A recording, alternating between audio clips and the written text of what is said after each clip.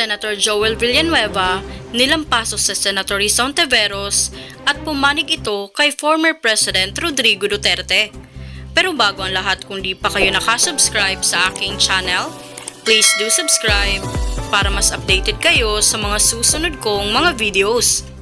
Sa pagdulog nga ni former President Rodrigo Duterte sa Senado, ay grabe kung makalitis sa kanya ang nagpapanggap na magaling na senador na si Risa. Tila ba alam na alam lahat ni Risa kung paano dalhin ni former President Rodrigo Duterte ang Pilipinas noong ito pa ang Pangulo. Kaya naman Senator Joel Villanueva, pinangaralan si Risa. Alam mo, nag-warning ako, huwag kayong gumawa dito.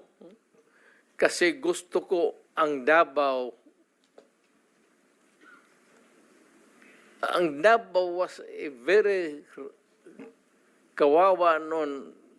Alam ninyo sir, alam panahon ng NPA nung hindi pa ako mayor, kita mo ang Davao.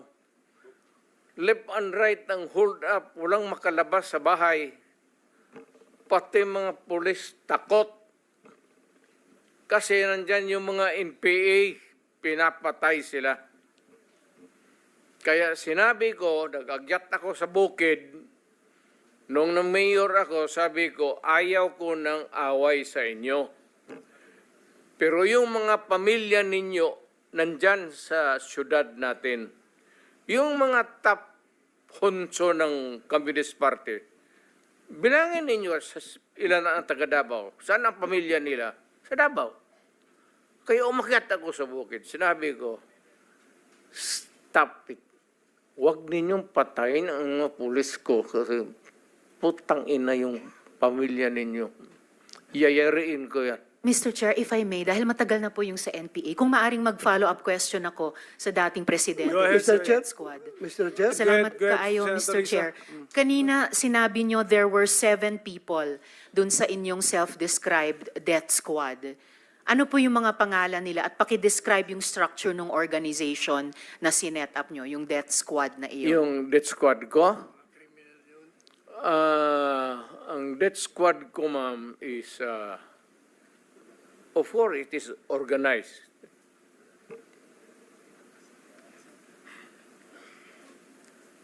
Hanggang dyan lang. Ano po yung structure ng organization na iyon? Against criminals. Hindi po, yun yung task siguro na binigay niyo. Pero anong structure ng death squad niya iyon? Structure against crime and criminals. Ibig sabihin, ano po yung setup? At sino yung 7 yon na miyembro ng death squad Fight niyo? crime. No sir, yung pangalan nung sabi niyo, 7 tao na nasa death squad niyo. Mukhang patay naman sila lahat, ma'am. It's okay sir, ano pong mga pangalan nila? You know, when I was mayor, it's about 43. I am now 73. For the life of me, I cannot remember the name. And ano po yung structure nung 7 yon? Merong bang team leader, may 2 tenyente, then may 4 pa na tao? Ano po yung structure ng organization na iyon? I said I am 73 years old. Hindi ko nga alam kung bakit nandito ako kaharap mo. Sir, I'm sure alam nyo kung bakit kayo nandito. In fact, kayo po yung nagsalita ng pinakamarami sa resource persons. Well, May reward po ba yung 7 iyon sa death squad nyo? Again, ma'am? May rewards po bang ibinibigay sa mga miyembro ng death squad nyo tuwing nakakapatay sila? Police? Police ba yung death squad nyo? Yung Yun ang allegations. Hindi po, yung sinabi nyo kanina. Huwag tayong lumabas dyan. Hindi po ako lumalabas. May ibang lumalabas. O, Yung dito sinabi tayo po sa- ninyong ang death squad, pinag-usapan may dito rewards po ba yun? is centered sa police na sinasabi na binabayaran. No, sir. Pina-follow up ko yung sinabi ninyo. Ay, yung civilian? Unprompted. So, kung civilian yon, yung sinabi nyo na death squad nyo na 7 tao, may rewards po ba yung 7 taong iyon kapag nakakapatay sila? Ay, hindi, ma'am. Mayayaman yung mga... Maraming gago na mayaman sa Davao. Ano pong okay. koneksyon ng mayayaman sa Davao Gusto dun sa pumatay miyembro ng ng mga death kriminal. squad? Because Ibig they want their city to be safe. Nagbibigay sila, yung Because mayayaman, they want ng reward sa business to death thrive. squad? Yes, sir. Bago po yan, Mo. sinasabi nyo ba na yung mayayaman sa Davao nagbayad sa death squad para pumatay? No, hindi, ma'am. Si Sila Colonel mismo. Makasait po ba kasama sa death squad na iyon? Sino? Colonel Makasait, kasama po ba sa death squad na iyon? Colonel Makasait? Ma'am, alam mo, sa totoo lang, mahabang istorya to. It's okay, sir. Maikli lang sana Pero kung ang sagot. problema, ma'am, patay na yung tao. Si Colonel Makasait ay patay na. Ayaw kong marami. Police officer in the police department. Pero patay na yung tao. Okay, sir. May Huwag mo rewards akong po ba sila? tanungin kung anong history yung tao na yan, patay na. Okay.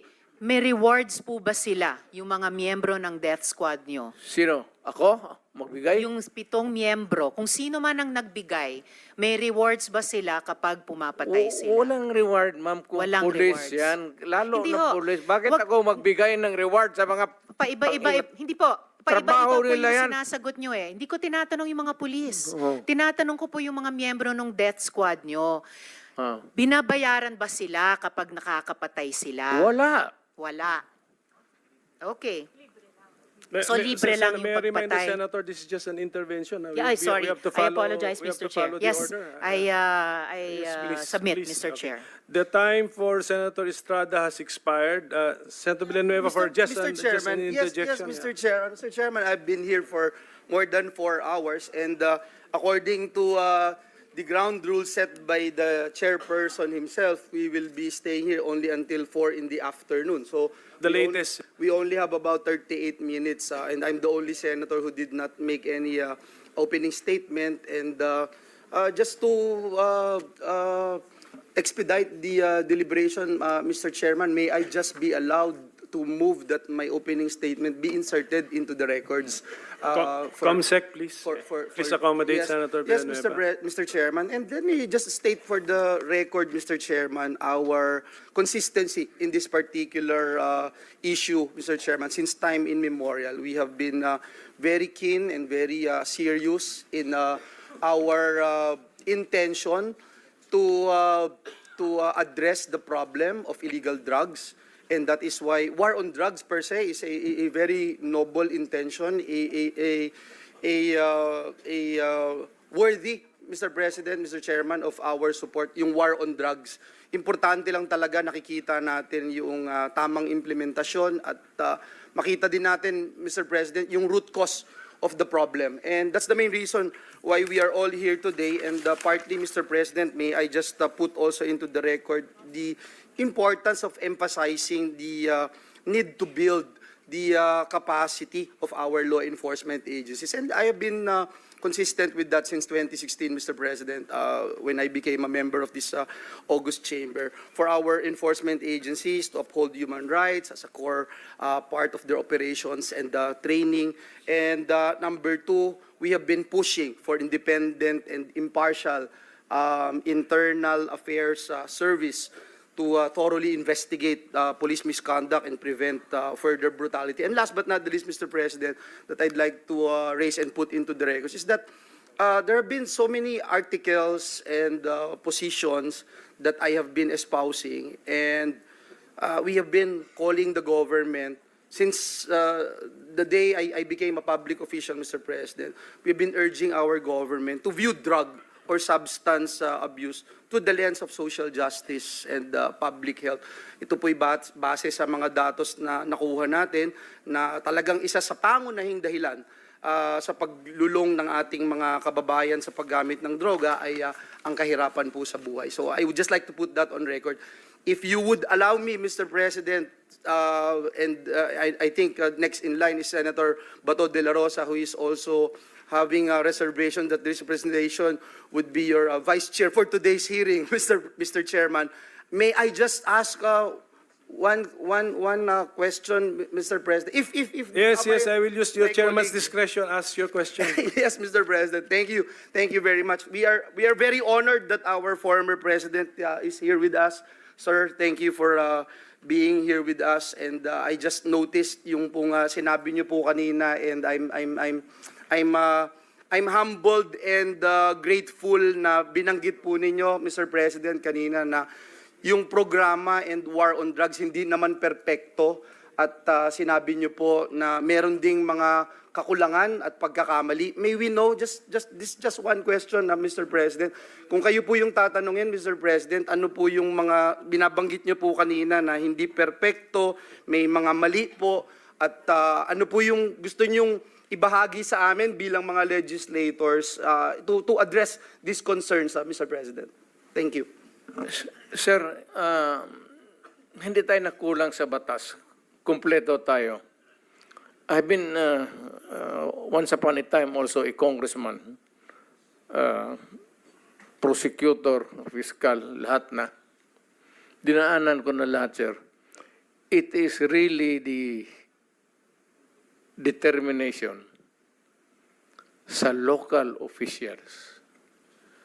Alam mo kasi ang droga is a very dangerous. Kaya as we are talking now, hindi perpekto itong ating bayan. May mga mayor na nasa droga rin, na yumaman dahil sa droga. Makikita mo naman yan eh. Mag-mayor. Tapos, sabihin mo, pagdating dito sa Maynila, may bahay na, maganda. Hindi lang nakikita doon sa probinsya, pero pag nakikita mo dito, kasi makilala, mayor rin kasi ako eh. Makikita mo, magagandang kotse, Mercedes-Benz. Hindi nga ako nakahawak ng tanginong kotse na yan. Makikita mo, maraming, sir, may problema tayo sa droga. Alam mo kasi ang droga, pera. Madali, kaya pumasok lahat, pati pulis. Lahat, it permits the entire fabric of our society. We are talking here of extrajudicial killing, but there is more to it than you look beyond. Kasi it's not really in the killing. Madali yan, sir. Madaling isulbad. Only sabihin lang ng presidente na sa mayor. Kako. Mayor, lahat kayo. Tawagin mo mayor. Ginawa ko yan. Tawagin ko. Tapos mag-isang order. Tawagin ko sa Malacanang noon. Kinulong ko. Tapos magsabi ako, ganito ang gusto ko. Kaya, pero ito ngayon, sir, maraming mayor na pumapasok sa droga.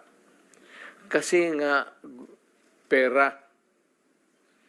Kailangan nila ng pera para maganda yung buhay, para sa kanya, pati mga anak, pati looking forward to fund the next election to stay in power.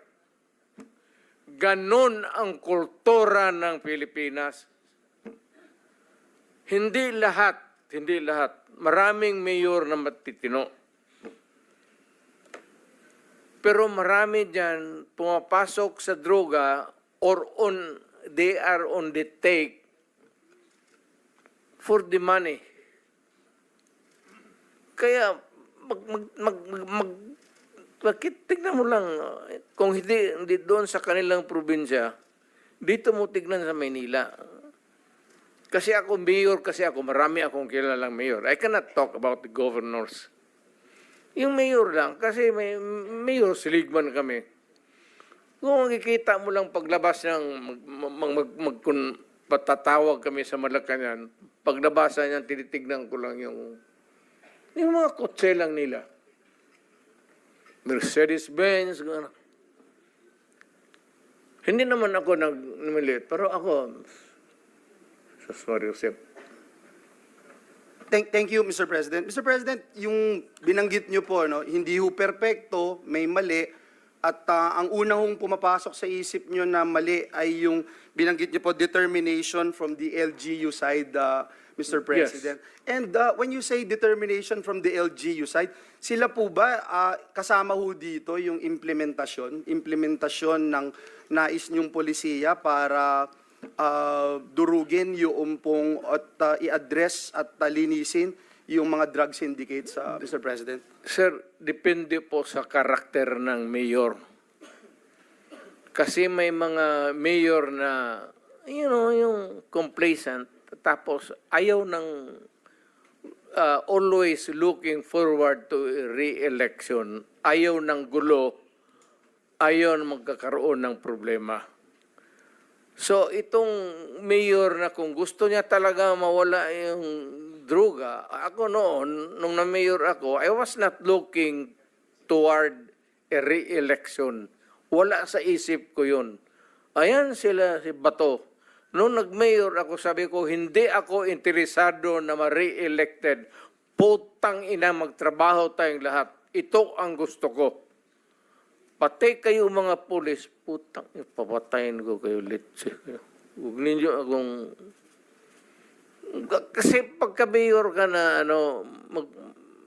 magpa-ano-ano ka lang, pa-lutay-lutay ka lang, wala mangyari sa Pilipinas, maniwala ka. Lalo na yung mga mayors na pumapasok sa droga, yan ang dapat unahin patayin. Mr. Chair. Thank you, Mr. President. So what I'm getting, Mr. President, is that yung imperfection noong ating programa na War on Drugs, nakabase po doon sa ilang mga local government units na wala ho talagang totoong political will para labanan ito dahil binabanggit nyo nga po, marami or may ilan sa mga LGUs ang pananaw ay ma-re-elect lang. Re-election. Hindi talaga durugin. Ayaw magkaroon ng problema sa re-election niya. Yung iba naman, takot. Lalo na sa probinsya.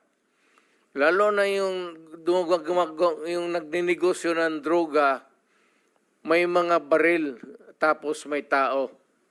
Mr. Chair, with the permission of Senator Villanueva, quick interjection. Yes, Senator Ontiveros is recognized. Salamat kay Mr. Chair. Salamat, Senator Villanueva. Just to make of record na sinabi ng dating presidente na yung mga mayor na suspected na involved sa drugs dapat patayin. That is not an acceptable statement ng isang naging presidente tungkol sa mga naging kasama niyang nagtatrabaho sa gobyerno ng mga mayors.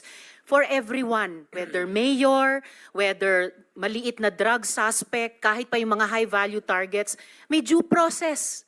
And the president of all, dapat ang nag-uphold niyan. So unacceptable po sabihin na ang mga mayor na drug suspect ay dapat patayin. For the record, Mr. Okay, Chair. ma'am. Ganito yan. Mabutit dumating ako dito. Pasalamat talaga ako para lumabas, ilabas na lang natin yung totoo. Alam mo, pagka-mayor, pagka-sindikato, hindi mo matanggal yan. Hindi mo basta-basta matanggal yan. And they are there, so many stories abound. Hindi na ako kailangan magbigay ng example sa inyo. Dito sa Maynila, mga mayors, pera. It's always money, money, money, money. Kaya pagka nandyan, either they are in cahoots with the law enforcers or yung ibang mayor takot. Yung sa probinsya, kung magka-mayor ka, kaya wag kayo, may nakikinig ngayon, wag kayo magpili ng mayor na pitsugin. Kasi wala talagang mangyari. Pagka mayroong mga sindikato, ex-policemen, ex-soldiers na may baril, tapos takot kang mamatay, walang mangyari sa siyudad mo. You have to, maraming problema na nakatago, ma'am, na hindi natin nakikita. Nasa undercurrent yan. Hindi natin nakikita yan. Sino po ba yung mga yon? Hindi, all over. Mayors. All over. Hindi ko masabi. Just for the record again, Mr. Chair, and with thanks to Senator Villanueva, unacceptable na sabihin ng isang dating presidente or kung sinabi ninyo noon nung presidente kayo na ang sino mang suspect, maliit man, malaki, mayor, na suspect sa drugs ay dapat patayin kasi may due process po. Salamat kayo, Mr. Chair. Salamat, Senator Villanueva. Yan, yan that is my stand. If you do not agree with me, I'm sorry. But I'm dealing with a serious problem of my country. Hindi mo madala sa pakiusap yan. Sabihin mo, putang ina, huminto kapag hindi, tutudasin kita. Yun ang, lalo ng pulis. Putang ina itong mga pulis. Pagka pumasok yung pulis sa droga, hindi mo sabi, hoy pulis, huminto ka. Puntahan mo yung pulis, sabihin mo, mga pulis, kung mga tao na harapin ko, o let us be, labas na lang natin yung, pati yung lungwahe. Pero Mr. Chair, forgive me for interrupting. Hindi, Speaking of patapusin mo lengguwahe, muna ako. sorry sir, Mr. Chair, baka maaring ang resource person tumigil magmura kasi bahay natin itong Senado eh. Salamat kaayo, Thank Mr. you, Chair. thank you. Hindi tayo Mr. President, magkaintindihan Mr. dyan. President, sir, excuse me, sir. I am relating a conversation. I am, hindi Yes, ako nagbumura. Mr. President, okay. Sinasabi ko yan kung ano ang sinasabi ko doon sa Correct. tao. Klaro na po yun, Mr. President, na when you relate to the police officers, may kasamang mura. Pero okay na, klaro na po yun. Pwede na nating hindi ulit-ulitin, Mr. President. Hindi lang, Kung pwede sabihin ko lang. sa kanya, papatayin kita. Hindi lang ako magmumuno sa... Okay. Iwasan lang po. We try our best na iwasan na po. Anyway, naintindihan po namin. Sige. Thank you, Mr. Chairman. Just one last because Okay, sige. I sincerely appreciate, Mr. President, yung binanggit ng ating dating Pangulong Duterte na hindi perpekto, maraming mali, and binanggit po niya yung kamalian na nag-stem from the local government units, at binanggit po ng ating dating Pangulo na pati pulis may pagkakamali din. And I think it happened, ito hong nakita natin noong August 16, 2017, yung kay Kian De Los Santos. Mr. President, I was the one who first called for the investigation and filed the resolution here in the Senate about what happened doon sa Caloocan. And ang nangyari nga po dito, 3 policemen, si Juarez, Pereda, and Cruz were found guilty of murder. They are sentenced to reclusion perpetua, imprisonment of up to 40 years. Ganon din po yung nangyari kay Carl and Kulot de Guzman, neighbors from Cainta, Rizal. Ganon din po, no, si former PO1 Jeffrey Perez was convicted by reclusion perpetua. Ito ba, Mr. President, yung binabanggit nyo na involved din minsan yung pulis? Ibig nyo po bang sabihin, yung mga pulis po na minsan gumagawa ng beyond doon sa dapat nilang tungkulin na gawin ay dahil sila rin ay involved sa droga? Correct. Mr. President. Correct. Alam mo kasi, ang pulis, hindi na papatay lang o baski sino lang diyang sibilyan. Bakit sila maghanap ng sakit ng ulo? Kaya yung mga pulis na nandyan sa, itong mga pulis ngayon kikinig na sa atin, mabutit alam nila. Kayong mga pulis na nasa droga sa sindikato, kayo ang dapat talagang, kaya maswerte kaya bigyan pa ako ng pagkakataon maging presidente, uubusin ko talaga kayo. Tangina ninyo. Bullshit kayo. Thank you, Mr. President. Look, ganito kasi, you know, pag hindi ko kasi ginawa yung ginawa ko sa Davao, isasakripisyo ko yung mga bata at isasakripisyo ko yung mga tao. And yung progress ng syudad. If I allow the criminals noon, kidnapping dito, kidnapping doon, druga dito, druga noon, magulo ang syudad, yun ang sitwasyon. Nung pumasok ako ng mayor, nag-warning ako. At ang warning ko talaga ganito, huwag mong gawin yan kasi papatayin kita. So, ang Davao ngayon, maganda na. Tapos naman sila lahat. Napatay naman. Wala naman siguro maragdag. Kung may gusto, sige. Alam mo, it's a matter of yung iyong karakter, iyo yan. Yung karakter ko akin. Yung views mo sa buhay, iyo yan. Yung views ko sa buhay yan. Yung political agenda mo, iyo yan. Meron akong political agenda. Kanya-kanya tayong filosofiya pagtingin sa buhay. Kaya, na-timingan mo lang na kung ako ganito ang utak ko, yung masasamang tao, pasensya. But foremost is really, I protect the innocent at saka yung taong bayan. Mr. President. Thank you, Mr. President. Thank you. Mr. President, Thank you, Senator Bato. nabanggit mo kanina na Metro Manila mayors and then siguro mga highly urbanized cities yan. I'm sure in the other places of the country na highly urbanized cities na involved sa droga. When you were president, siyempre yung disciplinary action pwedeng ma-initiate sa office mo. So, did we use the disciplinary provisions in the local government code to discipline the mayors of the highly Against the urbanized mayor? cities under the office of Sir, the president? mahirap, sir. Mahirap talaga, sir, because una, matatakot talaga ang mayor. Especially dito sa Maynila. Puro sindikato dito. Kasali na ang pulis, sundalo, kriminal. Ang problema dito sa Maynila, sir, hindi mo malaman kung sino ang kalaban mo. Baka sabihin mo lang kriminal, sindikato, hindi mo alam pati pulis. Yung mga pulis, alam nila yan. Ito mga pulis nandito, yung mga pulis, alam nila yan. Na may mga tao sila na ganun. Ang problema, hindi nila basta-basta mapaalis. Siguro, isolate nila yan, assign nila ng duty na medyo mapalayo, but they can only do so much.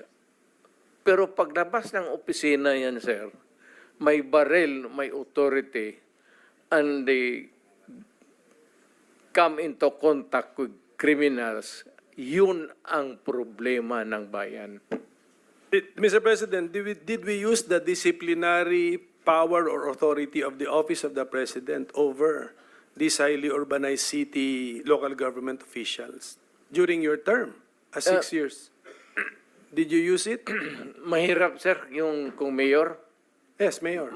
Against a mayor. Mahirap because yung word na due process, sir, yun talaga ang... I am not trying to belittle the democratic principles of our country. Pero yung due process, sir, yun ang pinakamahirap. Pagka pinailan mo ng kaso due process, it would take years. At kung may abogado yan, sir, matapos na lang ang termino ng animal, wala mangyari. Kaya, hindi naman ako nagyayabang. Lahat naman tayo may init sa ulo eh. Pero, pag mayor ka, kung sabihin mo, si Mayor Duterte, ilang termino na yan, love siya ng tao. Sinasabi ko, hindi ko kailangan ang love ninyo. You just obey the law. Huwag na yung love ninyo, hindi ko kailangan yan. Marami akong love sa labas. Naglalove. Ang problema dito, sir, is when you are a mayor, dito na lang tayo sa mayor, pag hindi takot ang tao sa iyo, kung sabihin mo lang, wag yan kasi por respeto si Mayor. Respect is not enough. Dito sa Pilipinas, kung sabihin mo, wag natin gawin yan por respeto kay Mayor. Ibang klaseng tao yan, sir. Medyo yung mga lasing-lasing siguro, papaputok-putok, yung malasing, bang-bang-bang. Huwag mong gawin yan kasi nakakaya kay Mayor. Pero iba yung kriminal, sir. Yung mga kriminal, hindi yan. Thank you, Mr. President.